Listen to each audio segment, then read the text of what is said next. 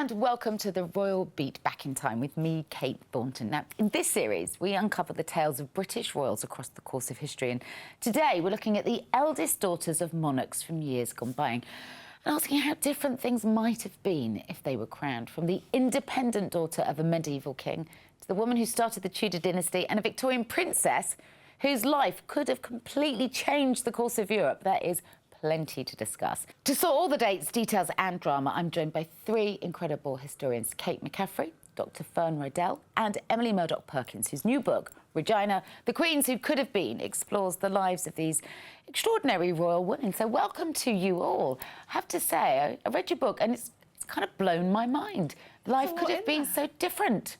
It is astonishing to see, once you start trading through the personalities that we just don't know about. We aren't taught them in history, and, you know, for many of us, we can go to university and study history and we still don't come across them. Well, because mostly people didn't bother to document them because girls were considered, well, slightly unimportant. And that is a challenge sometimes. You know, when you start looking at the princesses from kind of the 1600s onwards, there's quite a lot of documentary evidence. Once you start going to the 800s, there's a little bit less to play with. Yeah, I mean, there really is, but what it kind of threw up to me was the possibilities of how life could have been so different, Fern, had even one of these women succeeded and made it to the throne. I think we're all amazed by the fact that we didn't have more queens, because we obviously had incredible women who would have been brilliant. But we had this thing in England with primogeniture where only men could inherit, or supposedly the eldest son should inherit. And it really cut a huge number of women out of our history and out of our lives. And what we're going to unpack in this show is that these women had an awful lot to offer. They were strategic, they were educated, they were compassionate in some cases, and tenacious. All three of them, certainly the ones that we're going to throw a spotlight on today. Completely. And I think what's brilliant about Emily's book is it highlights these women who were just as interesting and engaging and intelligent, sometimes more so, than the kings who were. Purely by virtue of the fact that these were women, they were ruled out of ruling. When did that change? Because I would have thought that would have been, you know, if not centuries ago, decades ago, but it's really quite recent. 2013. What? Which... 11 years ago. Yeah. That was when the law was changed that the eldest child of a monarch, regardless of their gender or sex, would inherit the throne. Let's talk about some of these would-be queens, and we're going to start all the way back in the 1300s with Isabella.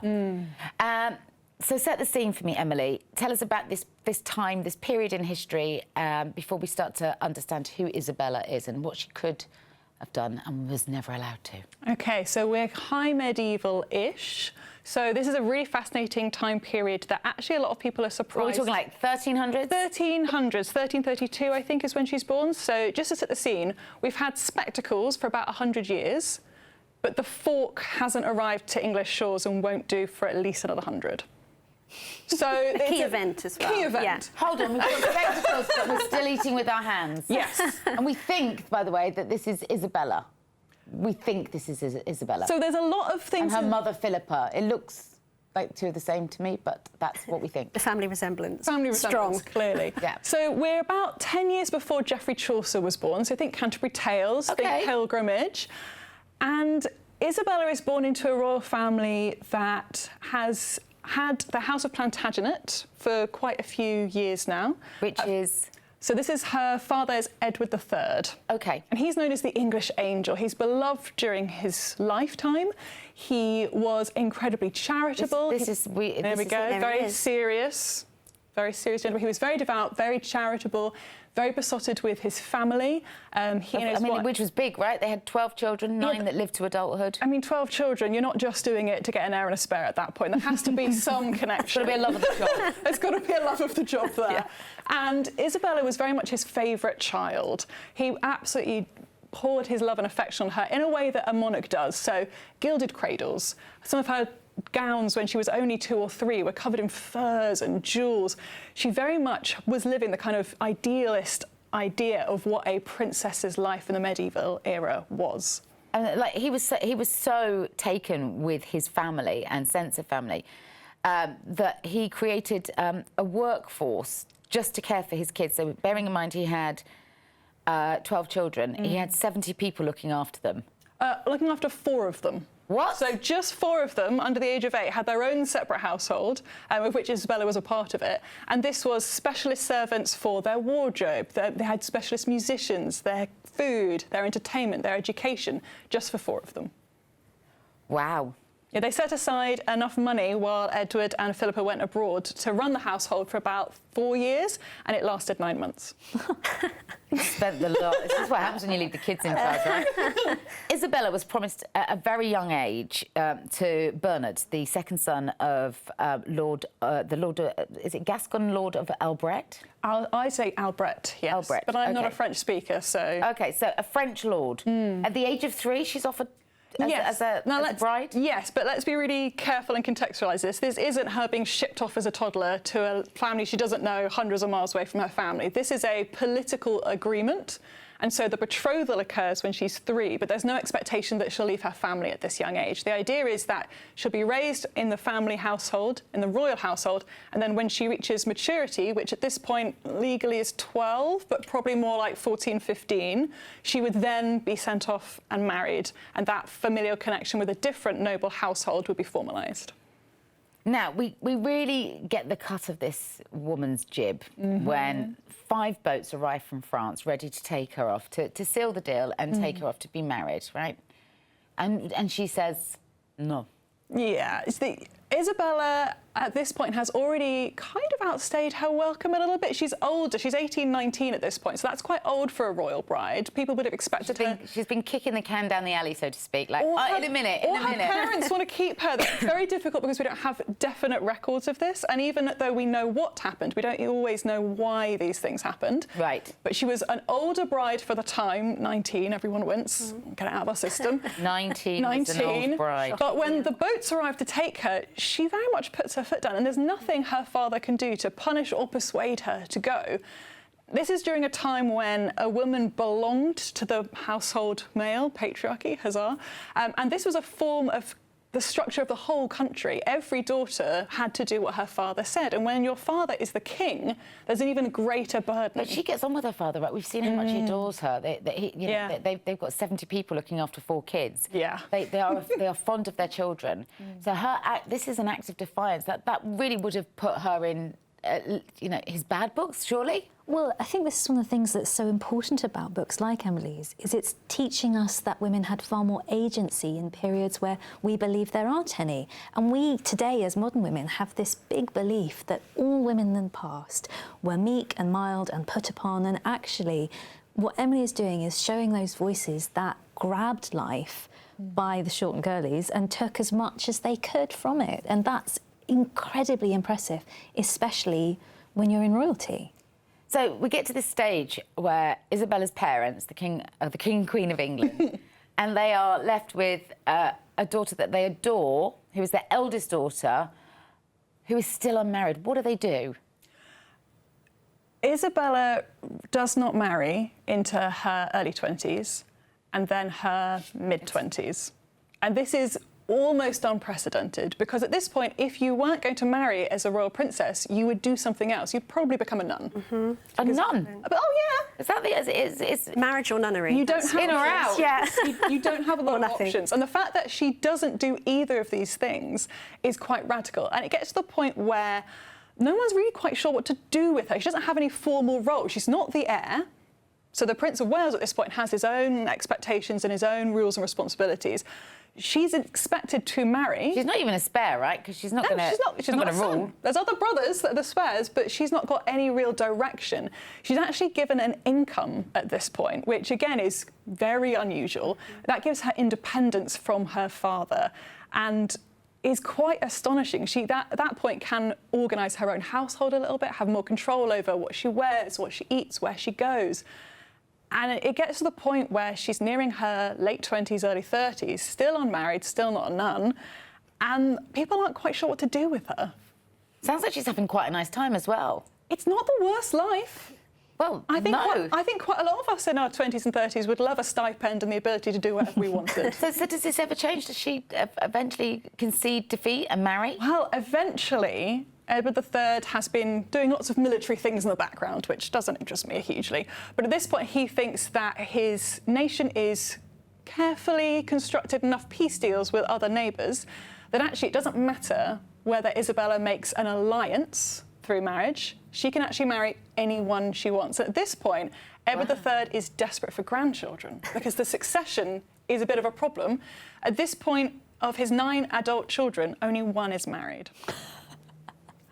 There's a bit of a theme there, isn't there? And you know, I'm blaming the 70 staff and the rather gilded existence. Like, who wants to leave that? I think the interesting thing, much like Fern said, we have this idea of, especially medieval, but all the way through history, parents who despise their children. They don't like them, they don't love them, they don't care about them. People adored their children. You had great parents then and now, and terrible parents then and now. Edward III and his wife Philippa adored their children and gave them a lot more latitude than most medieval royal children had. And leniency. Is he letting them marry for love?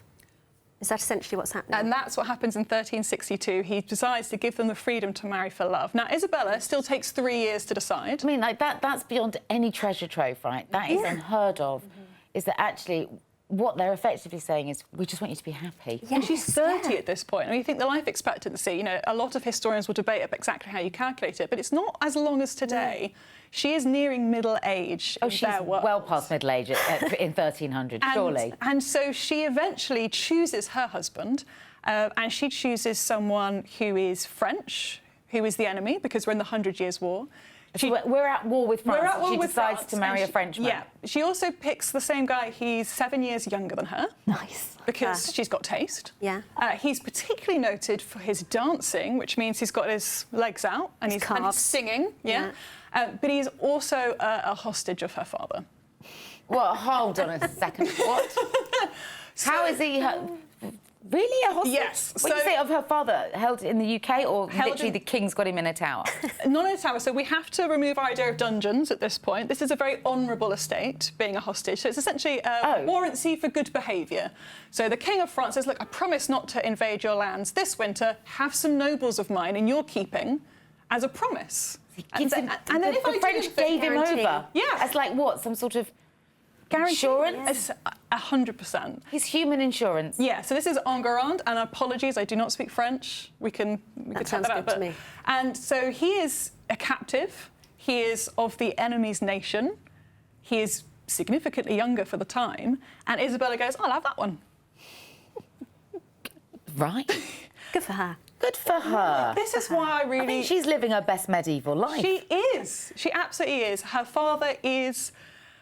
eventually convinced. He gives her £4,000 as a dowry, which is astonishingly high. Astonishingly high, impossible to calculate. In today's money, that's a fortune, a king's ransom. I mean, quite literally. He decides to give them a title, the Earl and Countess of Bedford, because he can't bear the idea that his daughter is going to lose the title of princess and essentially have nothing. And so they get married, they go to France. So Edward III releases this captive, essentially, and 9 months, almost to the day, Isabella has her first daughter. So I'll let everyone decide how long people waited. Air punching at the fact that it's a girl and not a boy. Yeah. Kate, had Isabella lived under the 11-year change of law, which would have enabled her to rule, how different do you think our next chapter in history would have been? She sounds like quite a revolutionary. I mean, she sounds like a bit of a badass to me. In some ways, maybe she would have been a slightly selfish monarch if she's not listening to the people around her. She's just doing what she wants. She doesn't care about the rules. But in other ways, I think when you look at our strong female monarchs throughout history, like Elizabeth I, for example, she sounds very similar in characteristics of being quite headstrong and stubborn. And perhaps it would have been a good thing that she didn't listen to too many people around her. OK, shall we unbox our next queen that should have been? This is, in fact, Isabella's great-great-great-niece, Elizabeth of York. There you go. Right?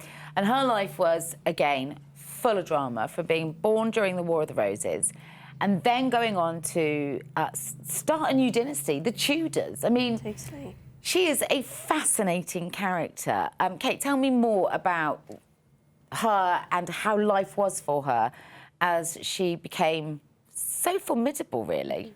Yeah, Elizabeth of York is such a fascinating character, and she lives through so much. And She's born in 1466, which is one of the most sort of tumultuous and violent and bloody times in English history. It's a period of civil wars fought between royal cousins, so fought between members of her family, that lasts for over 30 years, from around 1455 to 1487. And she's born into the midst of this. And actually, interestingly, the Wars of the Roses take their origin from Edward III, so Isabella's siblings. This is Elizabeth of York, yes. Of York. So this is our queen that could have been, should have been, possibly. Yes. Yeah. Yeah. So she was the eldest child of her parents. So King Edward IV and Queen Elizabeth Woodville were her parents. And actually, she was raised for the first 4 years of her life as their heir, because they hadn't had a son yet.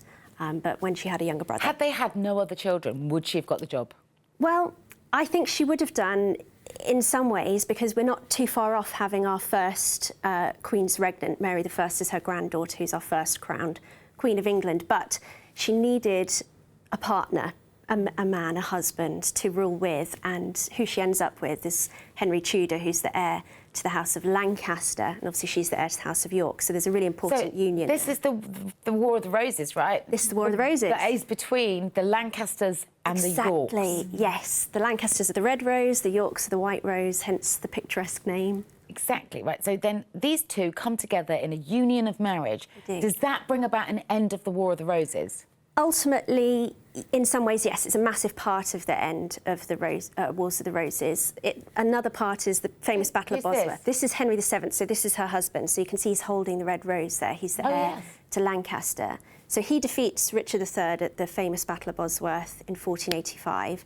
So he then technically becomes king, and the year after he marries Elizabeth to kind of cement that. Who technically has also great credentials. So if you're going to form a new dynasty, which would go on to become the Tudors, she is probably about as good as you could hope for. But did they like or love each other? Well, or was it just a really convenient marriage? Do you know, it's a really interesting question, because obviously it was a political alliance. It was a marriage of convenience. And I don't think Henry could have ruled without Elizabeth, without her claim. Her claim was twice as strong as his. His was really slim. How so? Well, she descended from the House of York through two lines. So she's a descendant of Edward III through two of his descendants. So it's kind of like a double blood claim. And Henry VII was descended from Edward III through an illegitimate line, and then through a woman, through his mother. Obviously bad. So it was very slim, his claim to the throne. Gosh, you know, we mock today's royals for being slightly drama-fueled, but geez, they've got nothing on their ancestors. Absolutely nothing. The drama of it all. So yeah, so they needed each other, but what started as a political alliance really did become a bit of a love match. And they did love each other? They did. It was really lovely. They really came to love and care for each other. And he was really famous for being quite penny-pinching, but he spent thousands on jewels for her, and he really greatly grieved her when she passed. OK, so her marriage is a good marriage in as much as it's a happy marriage, but what is she able to do by way of actual rule? Because although she's not a ruling queen, she is a queen. Yes. Does she use that kind of soft power to great effect? Totally, yeah. She's the queen consort, so although she's not ruling in her own name, she can kind of rule through Henry, and she plays the role of queen, early Tudor queen and wife to absolute perfection, and everyone really praises her for being this what would perfection have looked like back then? She was very gentle and benevolent, and did a lot for charity, and she obviously had lots of children, and she was beloved by her family and the court. But through that, she was kind of able to carve out space for herself to exercise that kind of soft power. So, for example, the new plans that Henry was making to create new palaces for his new dynasty, like Greenwich Palace, she was behind the architectural plans for that new palace. Really? Yeah, and, you know, she's behind the big, grand dynastic marriages that her children are making. So she's kind of doing that monopoly board thing that Victoria and Albert did so well, which was putting, you know, family members in European everywhere households, literally across Europe. Yeah. I think this is a thing that we see with certainly the English royal family, wherever it's come from and wherever it comes in, is that it's always looking beyond its borders. It's always looking to become part of other royal houses to solidify its own power and its own importance. And we think we're a little island, but we've always been connected to Europe through royalty and through monarchy in a way we forget about. So there's a lot of change going on here. We've brought about the end of the War of the Roses, the Tudor era begins. She passes at a very young age. Do we know why or how? She'd just given birth to another child, to a daughter called Catherine, who sadly only lived for a few days, and she dies because of complications during that birth. So, and at that point, how many children does she already have? So she had 4 that survived into adulthood. So she has Henry VIII, obviously, the infamous, Margaret, Mary and Arthur, but her eldest son, Arthur, had died the year before her. So they lose their eldest son, and then Henry loses his wife as well. So it's a really tricky time for Henry VII. So Henry VIII, that will then go on to rule, but actually had his brother Arthur lived, he wouldn't have got a look in. He was never meant to be king, and that's the great irony of Henry's reign and the disruption that he causes across Europe, is it never should have happened. It was supposed to be Arthur who was the King of England. Do you think that he had so many wives because he was always looking for some sort of, replacement for his mum? Maybe there was. Lost at an early... Yes. How old was he when his mum died? So he was he was young. He was in his early teens. So wow. he was... Sort of, echoes of William They and were Harry. really close. Very close. A lot of historians think that actually it was Elizabeth who taught Henry VIII to write. Yes. Because their handwriting is incredibly similar. So there's a real emotional connection, a practical connection as well. Because he was the second son, he spent a lot more time with his mother, whereas the first son would be sent off to his own household. So he had a really close relationship with his mother, and he must have been quite rocked at her passing. Would she have made a great queen? I think so. A woman's role in royalty is to stabilise things. And in a way, while the men go off and fight the wars and have the political arguments, it's the women who are protecting the throne, either through their children or creating that kind of stable life and stable court. And we don't really give them enough credit for how important that was to society. Mainly because nobody bothered to keep a record of it. No. Literally, there's when you look at those royal households, all of the male children are well documented. The girls, it's a bit hit and miss. Within the Conqueror, every single list we have of his children, the daughters are numbered differently, named differently, or some are missing. So we don't actually know 100% how many daughters he had, what their birth order was, or what their names were. Wow. Which is ridiculous if you think we wouldn't have a royal line without women. Right, let's jump a few centuries now, and we're going to talk about Elizabeth's 10th great-granddaughter. And to emphasise that time frame, that's 10 greats in front of the granddaughter. And this is Princess Victoria, more commonly known as Vicky. And we're going to call her Vicky purely because her mother was Queen Victoria I, and it gets a little bit confusing. So, Fern, what did the world look like when Vicky came into the equation? Because she was one of many children between Victoria and Albert. She's Victoria and Albert's first child, their eldest and a daughter. And you have to think about the Victorian century. When Vicky is born in 1840, the birth of the railways and the birth of photography. And by the end in 1900... It's the Industrial Revolution. Yeah, it's very much the dawn of that. Incredible power, new technology, new ideas. Which, it has to be said, her mother and father were considered to be at the cutting edge of. They were Always. Great drivers of innovation, Yes. modernisation, quite radical and very young. Well, yeah, they're very, very young when they get married. They're just out of their teens themselves. But she's 18 when she becomes queen. Yeah, she's a child. She is, and when she gives birth to Vicky, she's 21. Wow. So, these are very young people in charge of what becomes the most powerful empire in the world at the time. Yeah. So when Vicky, who's her daughter, is born, she carries the weight of this on her shoulders for her whole life. But she's never going to be heir. She's never going to get the throne of England. So what she has to do is make a dynastic marriage. And we think of her as being sidelined out of UK history, but she remains incredibly closely involved with her mother, especially after her father, Albert, dies. Yeah, I mean, she's one of... Well, she has 8 siblings, so 4 brothers, 4 sisters. And she's considered to be very bright. Yeah. She's multilingual by the time she's 4 years old in both French and German. So a real asset, actually. Hugely, and very... Would have been a great queen, possibly. She would have been hugely, very sparky, very intelligent. Everyone who meets her is kind of enthralled by this clever little girl. Very charismatic. Yeah, incredibly charismatic. Really, and was very close to her father, Albert, who we know was of German heritage, but really was wildly responsible for sort of building up Victorian Britain as we've come to know it. A very important relationship between the two. Yes, and I think she carries that because Albert, as the eldest child, she's the one who has the most memories of Albert when he dies. And I think it's something that sits on her shoulders for the rest of her life, to carry his memory and his legacy in a way the other kids kind of slightly forget about, as much as Victoria will let them. And it's one of these moments where you can see so much. If she'd been a man, she would have been an incredible king, because she would have done everything Albert set out, which was social reform, creating beautiful buildings, memorialisation, putting the monarchy not as above the British people, but as the heart of the domestic ideal. This is what you should all be like us. She was quite liberal in her politics. Yeah, incredibly for the time. And politically minded, Yes, really exactly. well read as well. Yeah, very much so. And so, as you know, we're sitting here going, wouldn't she have been incredible as a king? But as a woman, she is the start of the modern women. You know, someone who is educated She's and also intelligent. the daughter of a ruling queen. You know, you'd think, oh, come on.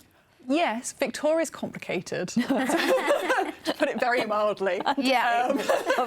She wasn't a huge fan of women's suffrage. She didn't think women should have the vote. She was horrified at the idea of women breastfeeding their own children and was mortified when her daughter did so. So Victoria isn't as, when we say liberal, that's Victorian liberal, not today liberal. OK, so Victoria, Queen Victoria, has an idea that she's got this dynasty, right, and she wants to shore up their standing across Europe. So she starts to put in place some pretty strategic marriages. Having married herself a German, was he a prince? Albert is part of the family of Saxe-Coburg, and it's a minor German kind of aristocratic family with leanings towards royalty and a lot of connection, because at this time, Europe does not look like the Europe that we know today. Well, Germany at this time Does not exist. And Albert is connected loosely to this kind of big royal European aristocratic family. And Vicky doesn't realise it, but her mother's already gone, I've got just the ticket for you. You two are going to Germany. Yeah, well, you know, Victoria herself, it was a marriage between cousins. Her and Albert are first cousins. So it's already a dynastic marriage between very close members of a family. Right. And then Vicky, as their daughter, carries this on to reconnect back to that kind of Germanic heritage and to be sent to Prussia. And who is the lucky man? Fritz. Fritz is going to be the heir to kind of the Prussian royal family and the royal throne at some point. He's the grandson. So he's a big deal. He's going to be a big deal. And I think Fritz, certainly to me, always seems as someone who's quite soft and quite gentle and an unexpected monarch in many ways, given his personality. Now, he was 9 years older than Vicky. And when he sought her permission to marry her, her parents said yes, but not yet, which was quite something for the day, because we've been discussing previously somebody promised in marriage at the age of 3, which makes me shudder. But when Vicky was 14, that's when Fritz made the approach. Can I marry her? It's 14, 15. He's been introduced to Vicky at the age of around 10, 11. And this is them? This is the happy couple? This is very much the idea. So when she's about 10, 11 and he's 19, they meet for the first time. And it's very much with this idea that they will get married, that the two royal families are hoping that they're going to hit it off. And they begin a correspondence, and then they meet when she's 14, 15, and within 3 days he proposes. And it's a whirlwind. Yeah, it's a real whirlwind and incredibly shocking to us. Love? To think, certainly it becomes love. Oh, it certainly seems to be at this age that she's kind of has her head turned and she's infatuated with this beautiful Germanic prince and marries him at the age of 17, because Victoria and Albert, you know, unlike the earlier queens and princesses that we're talking about, there is an understanding now by this century that you are not an adult when you're in your early teens. Yeah, it was so you should not be married too young. Oh, good. And so, but they, you know, they get there as soon as they can, as quickly as they can. The moment that she's kind of ready and able to go, they're like, right, you can get married. Vicky's now. very taken with Fritz, and Fritz is very taken with England. He has a very difficult home life. He doesn't get on well with his parents, and his parents don't get on well with each other. And he comes to visit this English royal family. There's loads of children. They all get on. The parents are devoted to each other. They're devoted to their children. They're devoted to the nation. Oh, he's seduced by the whole thing. The whole completely. Vicky's a bit of a prize, isn't she? Oh, in yeah. that way? Well, yeah, she's a real asset, right? Yeah. She's sparky, she's bright, she's well-read. But she's incredibly intelligent. I mean, she's writing political essays in multiple languages every evening in the instruction of her father before she hits her teens. Just for fun. Wow. She's very able. She's phenomenal. It seems such a shame, doesn't it, to mute somebody in marriage at this point? But that is kind of what happened, even in royal households at that time. So do they settle in England if he's seduced by the idea of England, or do they have to start a new life in what was Prussia and is now Germany? Well, she's carted off straight back to Prussia, and that's the She goes to Germany? Yeah, Not much she's choice, sent is there? away. No, there's no choice. And there's an incredible letter from Albert who sort of says something. I was, in tears waving you off. I didn't want to show it, but this is just an awful moment because they are a very, very close family at this point. They're also prolific letter writers, and we know this because across Vicky's married life, I think it's fair to say her mother was quite overbearing, even from a distance. Micromanaging. It's just a tad. She received 3,777 letters from Victoria, who demanded replies within 24 hours. And if one single remark was not addressed, she took it as a personal insult. And these letters contained instructions on correct room temperatures, the correct hours for painting, what exercise to take, what she should see at the theatre, how she furnished her rooms, and what should be done about her Prussian royal family, as well as comments like, I hope you're not getting fat again. Yeah. Charming. Victoria was a nightmare. As I said, complicated. Fritz liked her. Yeah, mother-in-law Fritz from liked hell, his isn't it? mother-in-law. Jeez. Yeah, from Prussia. Yeah. Safe distance. Wow, she's a lot. She's a lot, but Victoria has a very clear view of what monarchy is, what it should be, how one deports oneself, but also how her family are going to deport themselves across Europe. So Vicky is never allowed to forget that she is English, that she should be acting in a way that befits an English royal, and this, unfortunately, does not prepare her well for her married life. As much as Victoria and Albert have done their absolute best to prepare her, they have completely misunderstood what is expected of a royal in Prussia.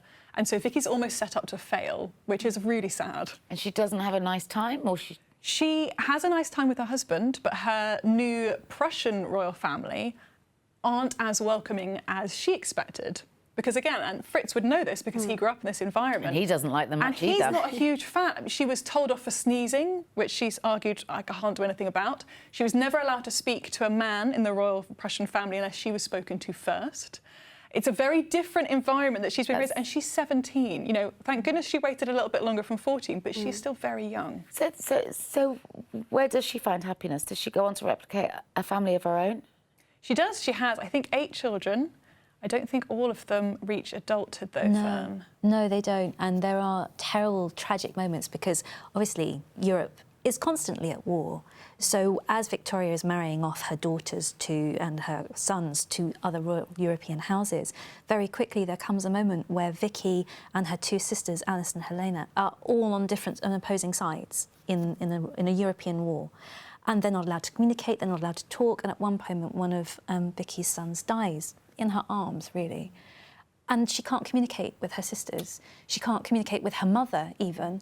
And it's, apart from to say how horrific this moment is and how awful it is for her, but because they are monarchy, because they are royalty, they cannot be seen together. They cannot express connection or sorrow in the same way. So eventually, in time, his father passes and he takes the throne. Does life get easier for her then?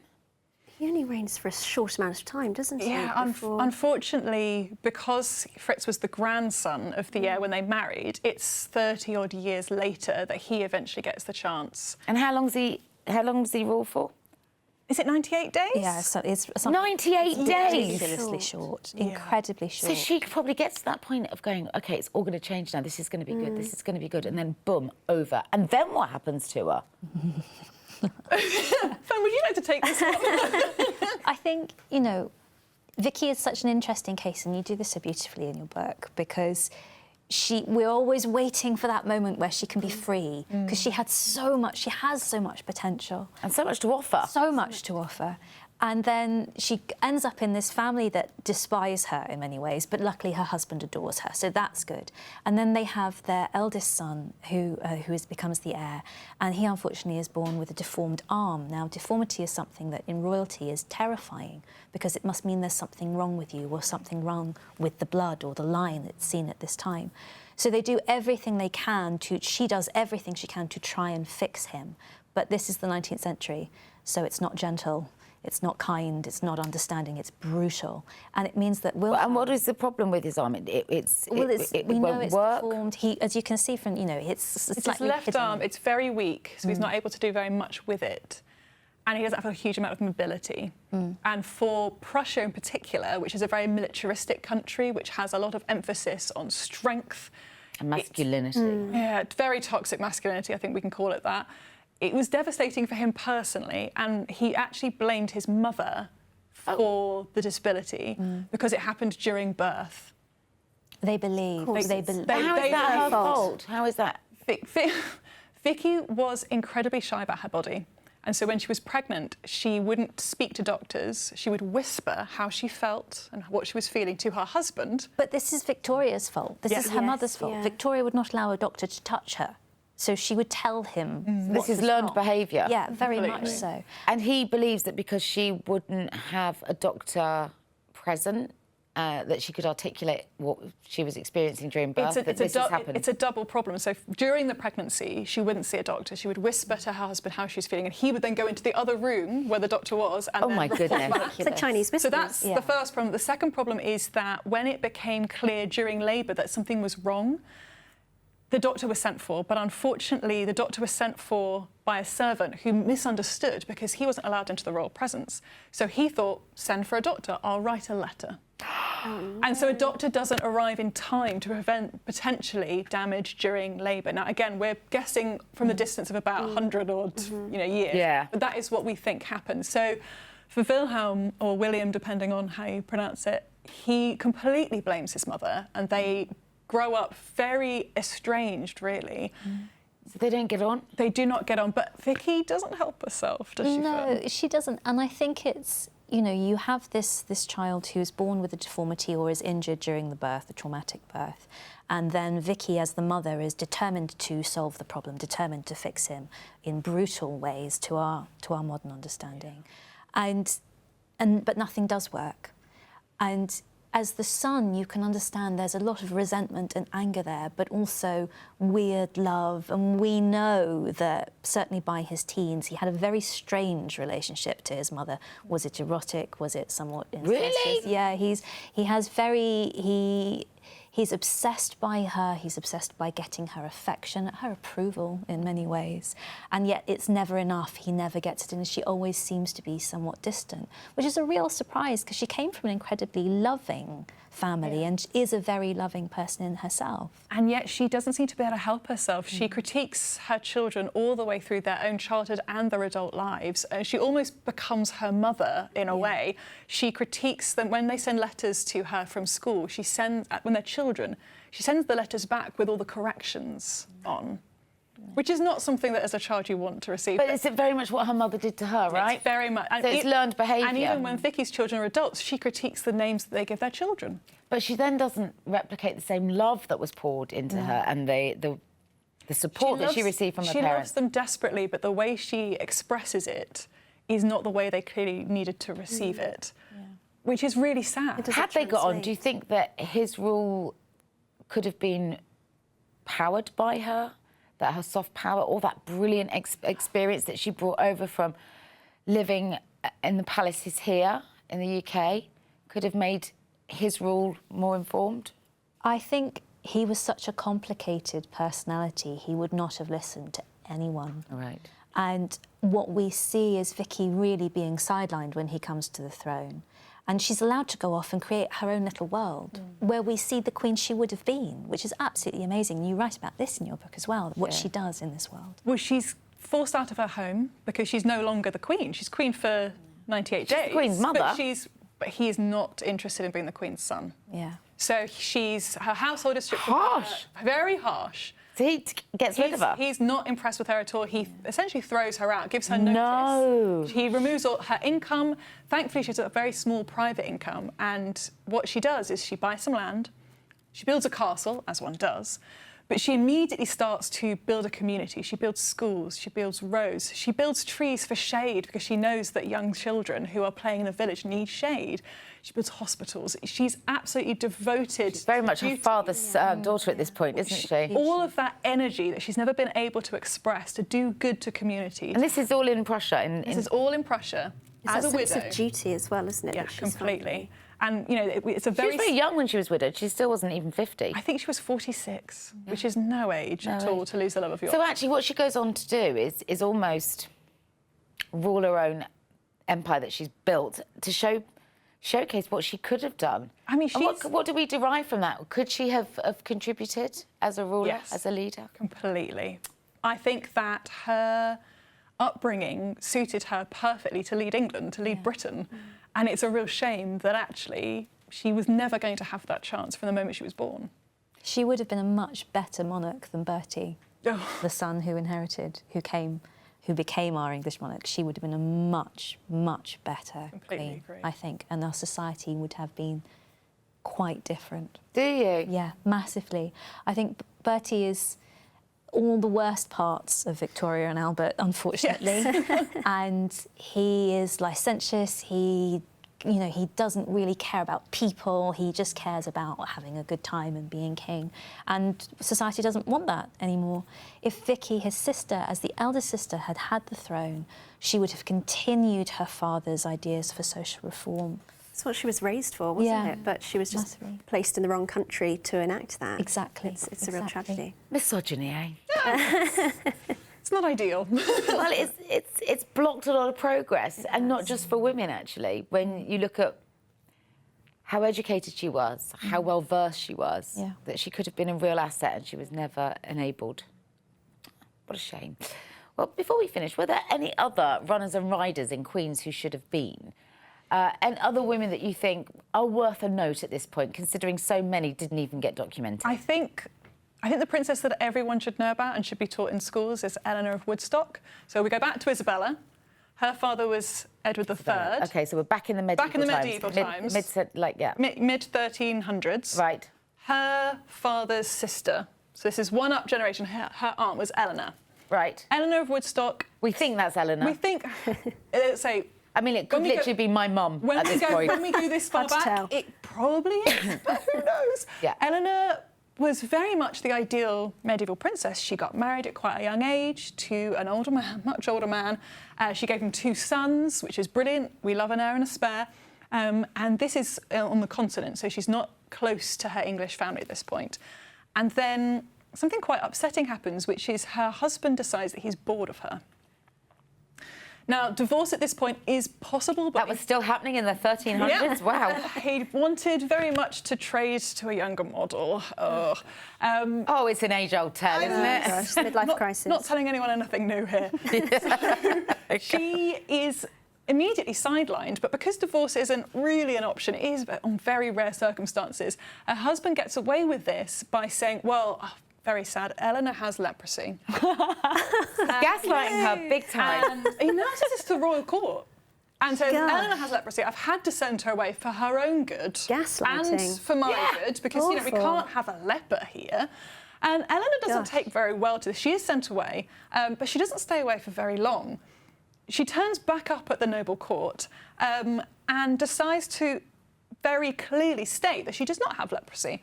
And so what she does, and this is early 1300s, she strips all her clothes off.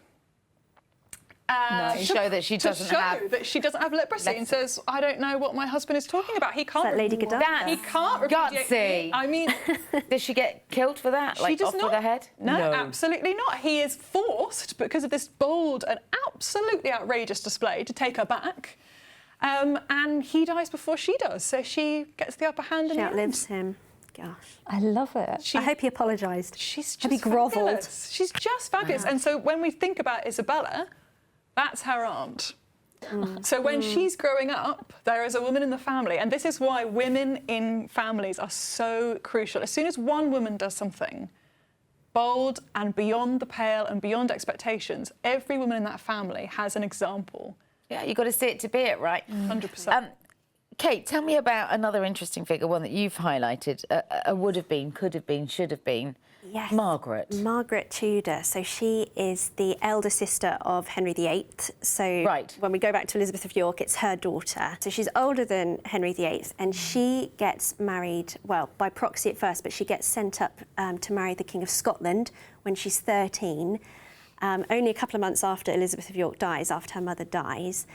And this is, again, a grand dynastic alliance. England and Scotland have been constantly at war, so this is meant to be part of a peace treaty. She's a peace offering, in a way, to send up to Scotland. Her husband is 16 years her senior, James IV, but they seem to have a fairly sort of peaceful marriage for the time. He trusts her to be regent. It's in his will that if he dies, she will be the regent of their young son. And unfortunately, that happens sort of earlier than expected, and he's actually killed. He's the first Scottish king to be killed by the English.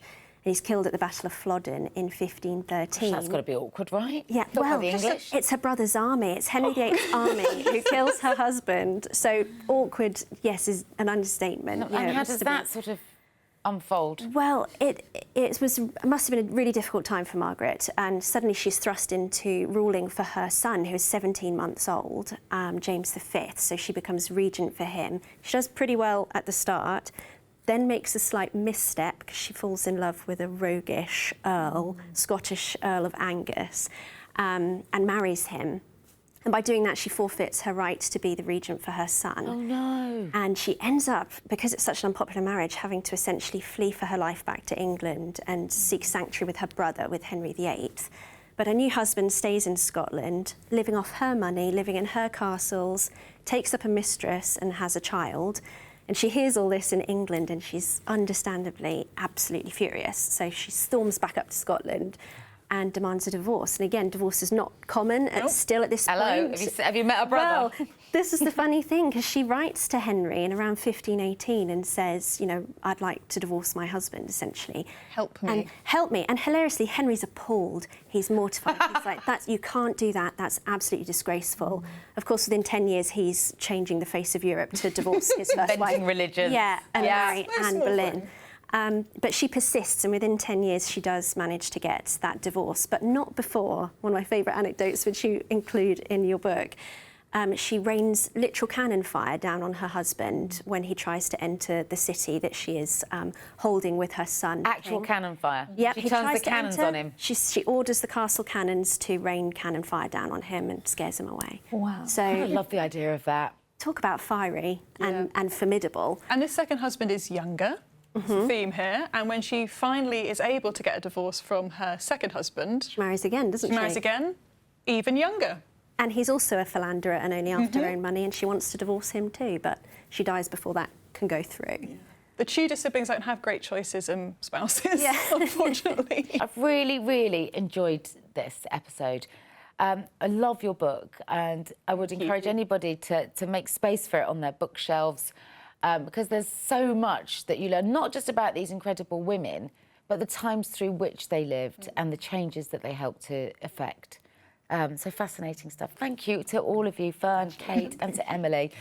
And don't forget that that book, The Queens Who Could Have Been, Regina, The Queens Who Could Have Been, is available here in the UK in all good bookshops and is available as an e-book for all of our American viewers.